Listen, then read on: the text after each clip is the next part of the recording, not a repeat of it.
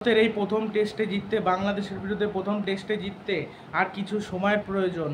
আর কিছু সময়, আজকে 3 নম্বর দিনের খেলা শেষ হয়ে গেল, 4 নম্বর দিনের মধ্যেই খেলা শেষ হয়ে যাবে, প্রথম সেশনের মধ্যেই। এখন বাংলাদেশের যা রান রয়েছে, বাংলাদেশের এখন রান রয়েছে কত আমি বলছি। বাংলাদেশের রান রয়েছে 158 রান, 4 উইকেটে, 37.2 ওভারে, এবং স্টাম্পস হয়ে গেছে। আর 357 রানে কিন্তু এখনও করতে হবে, 357 রানে এগিয়ে রয়েছে ভারত। এই রানটা এখনও করতে হবে, রানটা করলে তারপর কিন্তু মেকআপ দেওয়া যাবে। আর 515 রান টার্গেট বাংলাদেশকে, মানে টেস্ট ক্রিকেটের ইতিহাসে সবথেকে বেশি রান করতে হবে, এবং এই ভারতের মাটিতে বোধহয় সবথেকে বেশি রান করতে হবে ভারতের বিরুদ্ধে। এইটা প্রায় অসম্ভব, বাংলাদেশ করতে পারবে না। বাংলাদেশের অলরেডি 4 উইকেট পড়ে গেছে, বাংলাদেশ এই টেস্টে হারবেই। জাকির হাসান 47 বলে 33 রান করেছে, 5টা 4 1টা 6। বুমরার বলে আউট হয়েছে, বুমরার বলে।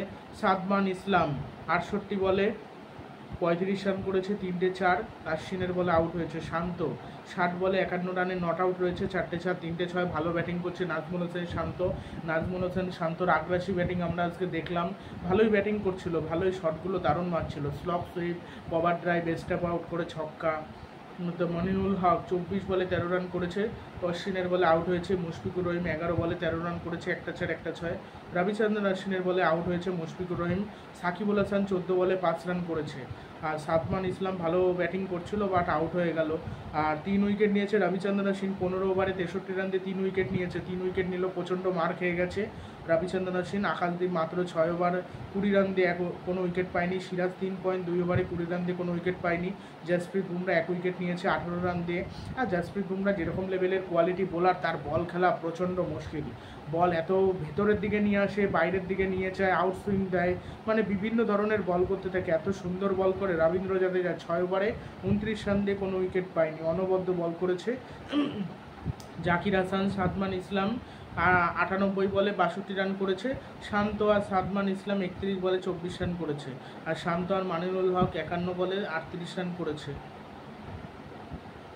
আর ইন্ডিয়া সেকেন্ড ইনিংসে 64 ওভারে 287 রান করেছে, 4 উইকেটে, ডিক্লিয়ার দিয়েছে। 119 রানে নট আউট থেকেছে গিল। 176 বলে 119 রান করেছে, 10টা 4 4টে 6, 67 স্ট্রাইক রেটে ব্যাটিং করেছে শুভমান গিল। আর রাহুল 19 বলে 22 রান করেছিল, 4টে 4 মেরেছিল। শেষ দিকে এসে ঋষভ পান্তেরও আগ্রাসী ব্যাটিং আজকে আমরা দেখতে পেলাম আজকের ম্যাচে। 128 বলে 119 রান করেছে, 128 বলে 109 রান করেছে, 13টা 4 4টে 6।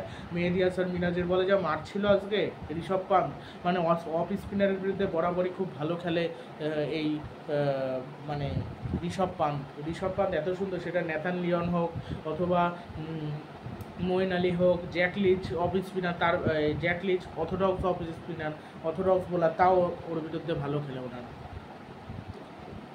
ওনার বিরুদ্ধে ভালো খেলে। মেহেদী হাসান মিরাজ 25 ওভার বল করেছে, 103 রান দিয়ে 2 উইকেট নিয়েছে, 3টে মেডেন ওভার দিয়েছে।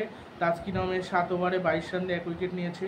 আর হাসান মাহমুদ 11 ওভারে 43 রান দিয়ে কোনো উইকেট পায়নি। নাহিদ রানা 6 ওভারে 21 রান দিয়ে 1 উইকেট নিয়েছে। আর মনিরুল হক 2 ওভারে 15 রান দিয়েছে।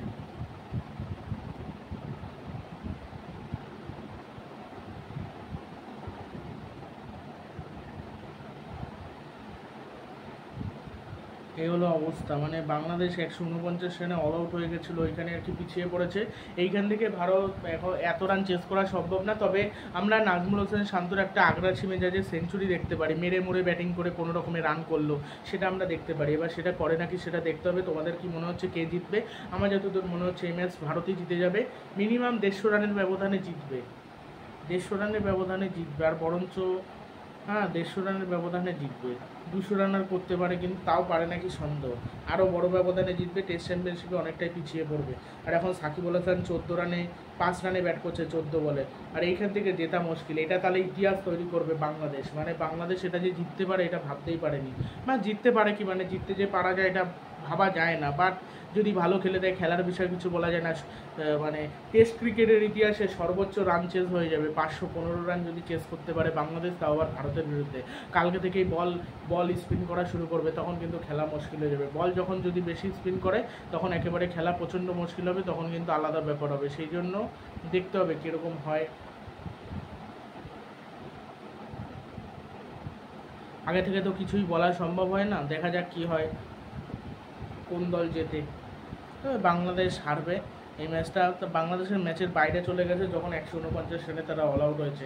তারপর ভারতের পরের ইনিংসে কী ব্যাটিং না করলো তখন, মানে মানে পুরোপুরি ভারত আধিপত্য বিস্তার করেছিল ব্যাটিংয়ে, এখনও পর্যন্ত আধিপত্য বিস্তার করে আছে।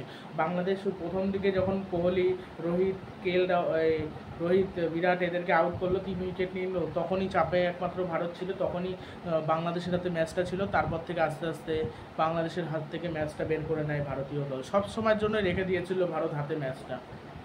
দারুণ দারুণ। আর এই গিলের সমালোচনা করছিল, গিল আবার ভালো খেলে দিল, বাংলাদেশের বিপক্ষে সেঞ্চুরি করলো গিল।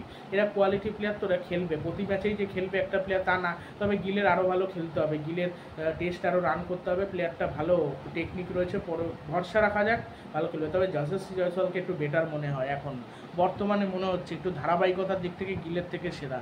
টি20তেও ভালো, সব ফরম্যাটে ভালো খেলে যশস্বী জয়সওয়াল, বেশ ভালো লাগে। যশস্বী জয়সওয়াল নিজেও বলেছে বিরাট কোহলি আমার আইডল। বিরাট কোহলি আর একটা যেন কি কোন প্লেয়ারের আইডলের কথা বলেছিল,